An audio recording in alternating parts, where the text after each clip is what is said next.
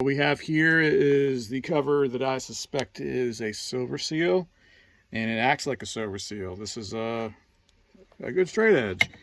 So I'm going to put the straight edge on across it. The gears shouldn't turn. The gears turn. I'm going to put pressure on it. The gears turn. So down here I'm going to take these feeler gauges. One is a 2.5 and the other is a 3 thou.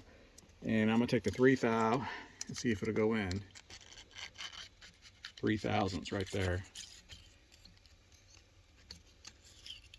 3 thousandths right there. I'm going to take the 2.5. Okay. So really and truly this cover could be ran, if this is completely flat, it could be ran with anaerobic sealant on it and just a thrust plate.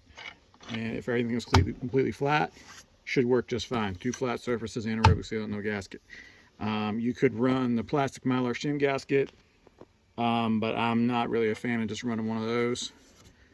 So I'm going to take this cover and I'm going to discard it, and I'm going to go with a GM cover where the gears will actually be a little proud out of the pocket for sure, and I'll be able to set my hand clearance.